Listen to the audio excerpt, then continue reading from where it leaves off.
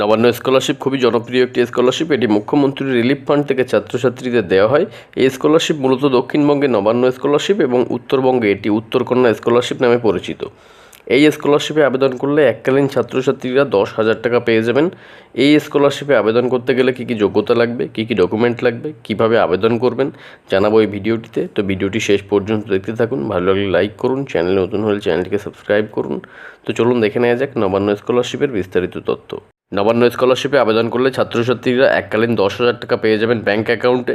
তো এই নবান্ন স্কলারশিপে কারা আবেদন করবেন বা কারা যোগ্য এই স্কলারশিপে আবেদন করার জন্য সেটি দেখব। তো চলুন দেখে নেওয়া যাক নবান্ন স্কলারশিপের যোগ্যতা কী। প্রথমত প্রার্থীকে পশ্চিমবঙ্গের স্থায়ী বাসিন্দা হতে হবে, পারিবারিক আয় 2.5 লক্ষের কম হতে হবে এবং লাস্ট এক্সামে মিনিমাম 50 থেকে 60% নম্বর পেতে হবে।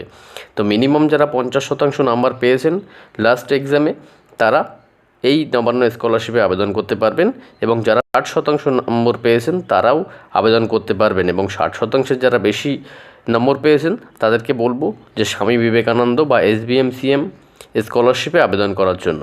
এই স্কলারশিপে আবেদন করতে গেলে কী কী ডকুমেন্ট লাগবে বা এই স্কলারশিপে আবেদন করার সময় কী প্রয়োজনীয় নথিপত্র কী দরকার পড়বে সেটি দেখে নিই। সুপারিশপত্র অফ MLA বা MP। MLA আপনার যে লোকাল MLA সেই MLA সুপারিশপত্র লাগবে এবং শেষ পরীক্ষার যে মার্কশিট সেটি লাগবে এবং পারিবারিক বার্ষিক আয় এর শংসাপত্র সেটি লাগবে।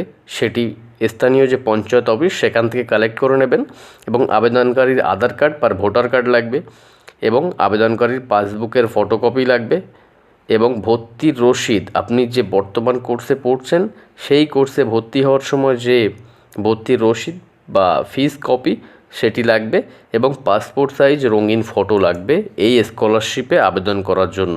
এই নবান্ন স্কলারশিপে আবেদন করলে বছরে 10,000 টাকা পেয়ে যাবেন এবং এই স্কলারশিপে আবেদন করতে গেলে অনলাইনে এই যে wbcmo.gov.in এই ওয়েবসাইটে অথবা CM রিলিফ ফান্ডের যে ওয়েবসাইট সেই ওয়েবসাইটে ভিজিট করে আপনি আবেদন করে নিতে পারবেন এবং এই আবেদন করার সময় যদি কোনো প্রবলেম হয়ে থাকে তো এই যে নিচে দেওয়া হেল্পলাইন নম্বর এই হেল্পলাইন নম্বরে ফোন করে আপনি আপনার অভিযোগটা জানাতে পারেন এবং এই সমস্ত ডকুমেন্টের সাথে আরও 3টি ফর্ম ফিল আপ করে অনলাইনে ফর্ম ফিল আপের সময় আপলোড করতে হবে। এটি হচ্ছে এই স্কলারশিপের যে ফর্ম এবং MLA রিকমেন্ডেশন ফর্ম এবং সেলফ ডিক্লারেশন ফর্ম। তো এই হচ্ছে অ্যাপ্লিকেশান ফর্ম, নবান্ন স্কলারশিপের যে অ্যাপ্লিকেশান ফর্ম এই ফর্ম।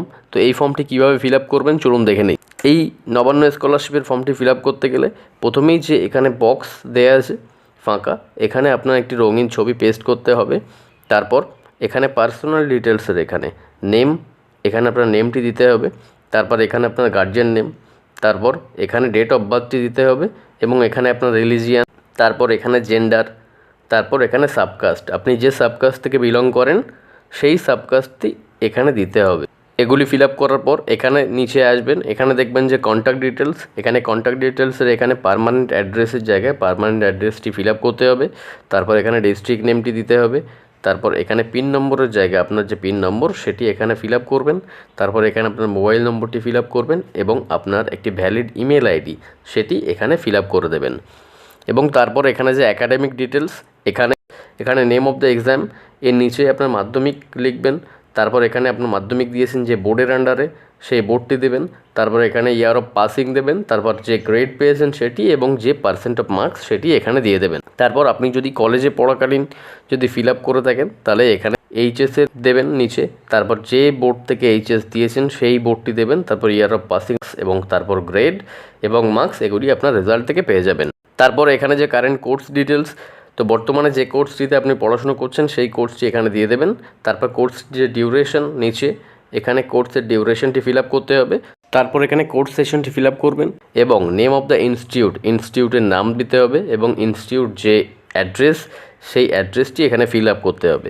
তারপর এখানে ব্যাঙ্ক ডিটেলস, এটি খুবই কেয়ারফুলি ফিল আপ করবেন নইলে টাকা ঢুকতে প্রবলেম হয়ে যাবে। তো এখানে অ্যাকাউন্ট নম্বরের জায়গায় অ্যাকাউন্ট নম্বরটি খুবই কেয়ারফুলি ফিল আপ করবেন এবং এখানে IFSC কোড, এখানে IFSC কোডটি খুবই কেয়ারফুলি ফিল আপ করবেন। তারপর এখানে ব্যাঙ্ক নেমটি দেবেন এবং ব্যাঙ্কের যে ব্রাঞ্চ সেই নেমটি এই ফাঁকা জায়গাটাতে ব্রাঞ্চ নেমের জায়গায় ফিল আপ করে দেবেন।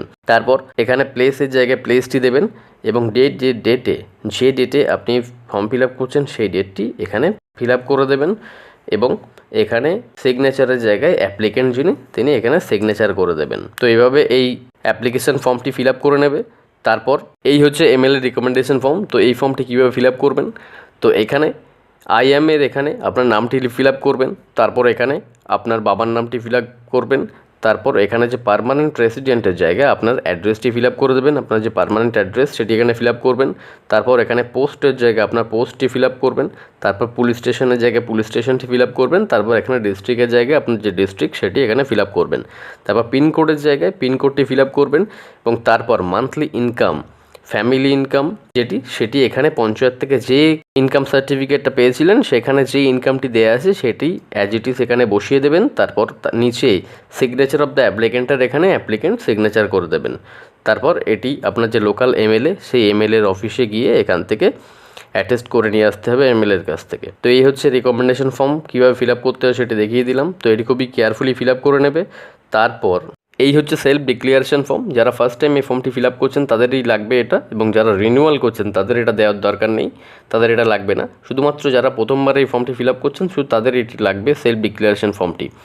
তো এটি কীভাবে ফিল আপ করবেন, এখানে আইএম দিয়ে যে গ্যাপ আছে এখানে আপনার নামটি দিতে হবে। তারপর এখানে আপনার বাবার নামটি ফিল আপ করবেন। তারপর মাই কারেন্ট অ্যাড্রেসের জায়গায় আপনার যে পার্মানেন্ট অ্যাড্রেস সেটি এখানে ফিল আপ করে দেবেন। তারপর এখানে ডিস্ট্রিক্টের জায়গায় ডিস্ট্রিক্টটি ফিল আপ করবেন। তারপর এখানে পিনকোডের জায়গায় পিনকোডটি ফিল আপ করে দেবেন। তারপর I have been reading in class, আপনি কোন ক্লাসে পড়াশুনো করছেন সেই ক্লাসটি এখানে দিয়ে দেবেন। তারপর আপনার যে কারেন্ট সেশন, মাই কারেন্ট অ্যাকাডেমিক সেশন সেটি এখানে দেবেন এবং অ্যাট দিয়ে যে গ্যাপ আছে এখানে আপনার যে ইনস্টিটিউট নেম সেটি এখানে ফিল আপ করে দেবেন। নিচের দিকে যে সিগনেচার অফ অ্যাপ্লিকেন্ট, এখানে অ্যাপ্লিকেন্ট যিনি তিনি সিগনেচার করে দেবেন এখানে। তারপর এই ফর্মটি নিয়ে আপনি যে ইনস্টিটিউটে পড়েন সেই ইনস্টিটিউটের যিনি হেড তার কাছ থেকে এখানে অ্যাটেস্টেড করে নিয়ে আসতে হবে। তো এগুলি পরবর্তীতে ফর্ম ফিল আপ করার সময় আপলোড করে দিতে হবে। তো এগুলি খুবই কেয়ারফুলি করবে ফর্ম ফিল আপ এবং আপলোড খুবই কেয়ারফুলি করবে। তো ভিডিওটি লং হয়ে যাবার কারণে একটা ভিডিওতে আমি দেখিয়ে দিতে পারছি না যে অনলাইনে কীভাবে অ্যাপ্লিকেশন করবে। তো নেক্সট ভিডিওতে আমি দেখিয়ে দেবো যে নবান্ন স্কলারশিপ ফর্ম কীভাবে অনলাইনে ফিল আপ করবে এবং এগুলি কীভাবে আপলোড করে দেবে সেটি আমি দেখিয়ে দেবো। তো ভিডিওটি এই পর্যন্ত, ভিডিওটি শেষ পর্যন্ত দেখার জন্য ধন্যবাদ। ভিডিওটি ভালো লাগলে অবশ্যই লাইক করুন, চ্যানেল নতুন হলে চ্যানেলটিকে সাবস্ক্রাইব করুন, চ্যানেলের সমস্ত আপডেট পেতে বেল আইকনটিতে ক্লিক করুন এবং ভিডিওটি বন্ধুদের সাথে শেয়ার করে ইনফরমেশনটি দেওয়ার চেষ্টা করুন। Thank you so much. আবার দেখা হবে নতুন একটি আপডেটে।